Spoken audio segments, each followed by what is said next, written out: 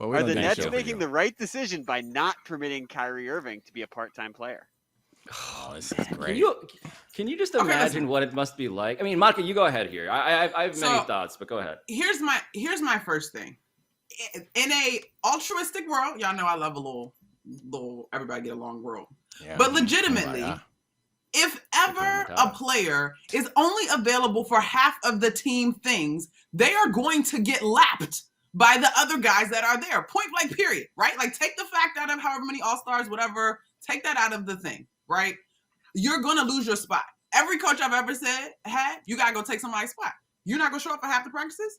Like, baseline level, you can go take somebody's spot. So that's just my first top thought off of the top when it comes to this. I think the Nets are making the absolute right decision.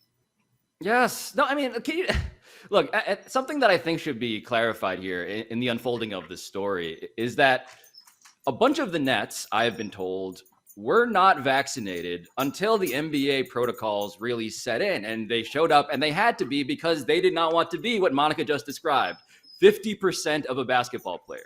And so a bunch of guys on that team, they said, you know what, I'm not a person who wants the vaccine thing, vaccine hesitancy, anti-vax ideology. I don't want that to be like a defining part of my personality and my life. I mean, that's the choice that's been made here, right? It's, hey, you can play basketball and be incredible at it, or you could be this guy. And a bunch of basketball players across the league, across sports, athletes everywhere were like, no, we think that's probably a bridge too far. And that's the bridge that Kyrie Irving has built, and now the one that he has burned. All right, so if they wanted Kyrie to come back, this was not the way to get him to come back. If they wanted him to get vaccinated, if that was your ultimate goal, if they've accepted that he's not going to, and they're trying to get rid of him or convince Kevin Durant to move on and let them trade him, then this is the way you go. Because if you make this a public thing, it's like we said you can't show up. Kyrie can never do this now, given what I know about Kyrie. And I will defend Kyrie in this regard. I think he should get his vaccine. I think everyone should get a vaccine. Everyone that is healthy enough to get a vaccine should get one. However, one of the things I do respect is a principled person.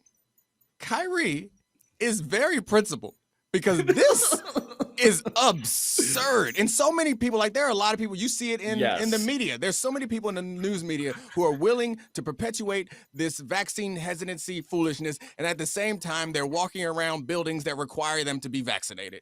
So Kyrie, at least Kyrie is authentic. Like I can respect that he is authentic. I do not know. The last thing I'll say is if you don't want to get the vaccine, I do not mind you not getting a vaccine. I wish you would. I'm with you on that. If you don't want to get a vaccine, don't get a vaccine. But then operate as if you're someone who does not have a vaccine. Stay your ass in the house. Yeah. Exactly. Order Uber Eats, slide the money under the door. Oh, you don't have to pay. You pay through your phone. Let them leave. You get it. Slide the money under the door. I don't know. You know what I'm saying. The point is, don't have contact with people.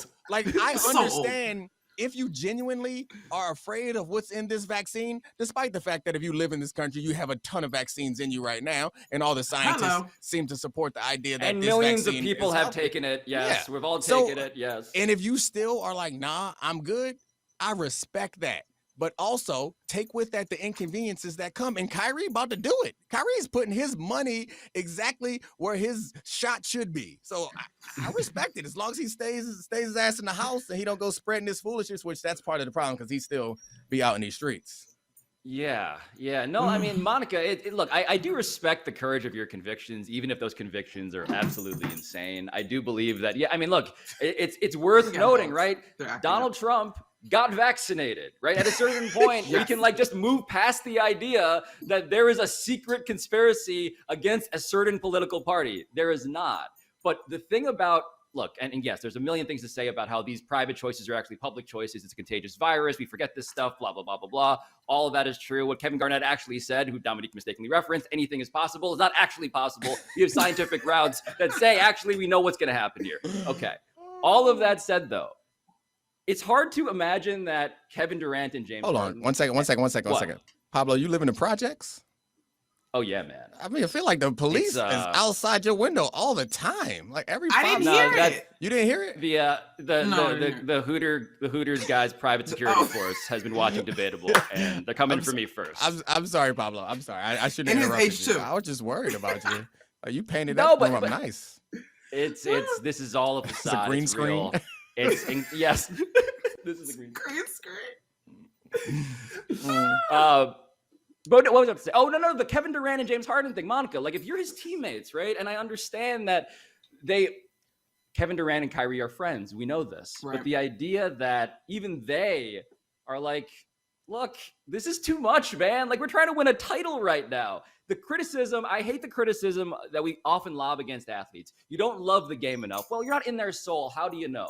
But in this case, it feels like a pretty clear test of, like, I don't think he actually loves basketball that much. Good. But if you're in NBA circles, like, that's been kind of known. Like, he's one of these freak dudes who is insanely talented. And I'm not saying that there can't be duality in different facets of who we are, but, like, we know almost as much about his other exploits. And we have seen when it comes to the hardwood, that rectangle in particular, places where even if you're not in the circle, there's room to question the commitment. And to your point, we're not inside his soul, but this to me bears that out, right? Like, who said it? Michael Irvin off the break? Like, if you're not getting it, you're not trying to win. But beyond that, the Nets, to me, leadership, now taking it off of James Harden and Kevin Durant as a talking point. This is our decision. This is how we move forward. This is why I applaud this decision. The thing I hate the most about this is I think the reason why I found some way to be positive about Kyrie Irving is because it aligns with most of the things that I believe. It's like, you should not love a game. You should not put the team in front of your personal health. You should not put the idea of winning a championship in front of your ideals and what you believe is right in this world. Like, that's what we celebrated Kaepernick for, right? Like, he lost his job because he was like, but Dom, I'm just saying in theory, that is the same thing that's happening. I understand how this is different, but from Kyrie's perspective, he's like, this is an injustice.